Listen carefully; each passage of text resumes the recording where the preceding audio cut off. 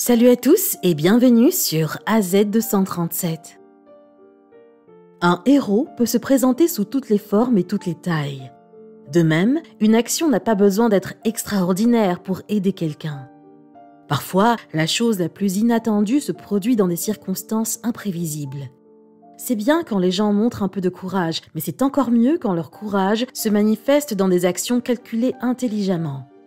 Et étonnamment, un garçon de 14 ans peut être qualifié de héros car il entendit une dame crier dans le quartier, puis vit ce qu'elle fuyait et lui sauva la vie. Regardons son histoire. Mais avant de commencer, j'aimerais vous rappeler qu'après avoir regardé cette vidéo, vous pouvez faire un tour sur notre chaîne pour découvrir de nombreuses histoires à la fois incroyables, intéressantes et émouvantes. Et n'oubliez pas de vous abonner à la chaîne et d'activer la cloche de notification si vous êtes nouveau parmi nous. C'était dans le Michigan, un mercredi soir. James était à la maison. Il veillait sur ses frères et sœurs, Aisland de 11 ans et Angus de 2 ans, parce que leur père était allé chercher sa fiancée qui travaillait assez loin. Quelques minutes après que leur père soit parti, James entendit frapper à la porte. Il essaya d'abord d'ignorer, mais la femme continua à crier frénétiquement de panique en demandant de la laisser entrer. James se souvint même qu'elle avait dit « Je mourrai si vous n'ouvrez pas cette porte !»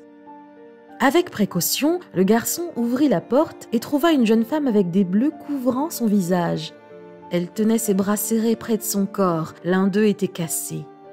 Elle se précipita dans la cuisine en criant que quelqu'un l'avait kidnappée et essayait de la tuer. Elle demanda même aux enfants d'aller se cacher. L'adolescent se souvint que son père lui avait dit qu'en cas d'urgence, il devait faire entrer tout le monde dans l'une des salles de bain, la seule pièce de la maison sans fenêtre. James exécuta son plan en s'assurant que tout irait bien. Il agit rapidement et verrouilla la porte, éteignit les lumières et fit monter la femme blessée, son frère et sa sœur dans la baignoire. Il demanda à sa sœur d'appeler le 911 et s'arma du couteau de chasse qu'il venait d'obtenir pour Noël. Pendant ce temps, son père, qui venait juste d'arriver à l'entreprise familiale de sa fiancée, entendit son téléphone portable sonner. À sa grande surprise, c'était son fils qui était affolé à l'autre bout. Il lui dit quelque chose comme quoi il y avait un homme devant la maison et qu'il devait rentrer le plus vite possible. Il se précipita automatiquement sur le chemin du retour. Alors qu'il était en route, il demanda à sa fiancée de garder James au téléphone en attendant les secours.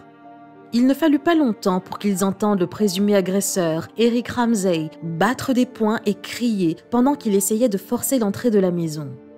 Des secondes passèrent dans un silence angoissant, rendant la situation plus terrifiante. Puisqu'Eric n'arrivait pas à forcer l'entrée de la maison, il récupéra un récipient rempli d'essence et des allumettes. Les enfants et la jeune femme attendaient anxieusement dans la salle de bain et espéraient que les secours arriveraient à temps.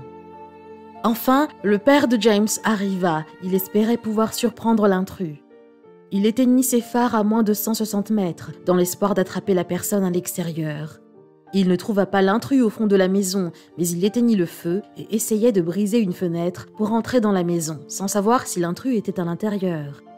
Les enfants ouvrirent finalement la porte lorsqu'ils entendirent la police et une personne les rencontra dans le salon. C'est alors que les enfants commencèrent à parler de la femme avec eux. Les autorités la trouvèrent rapidement. Elle était blessée, mais des ambulanciers réconfortants s'occupèrent d'elle et les policiers l'interrogèrent avant qu'elle ne soit emmenée à l'hôpital. Les autorités interrogèrent également les enfants et les informèrent qu'ils n'avaient pas à s'inquiéter du retour de l'homme car il avait déjà été arrêté. Plus tard, James et sa sœur Aisland furent salués comme des héros. Le chef de la police du comté d'Isabella, Leo Miadowski, pensait que James avait sauvé la vie de cette femme. Le père de James était fier de la rapidité d'esprit et des actions courageuses de son fils. Il reçut un prix de sauvetage lors d'une réunion de la commission du comté, mais sa famille maintenait qu'il avait simplement fait ce qu'il fallait.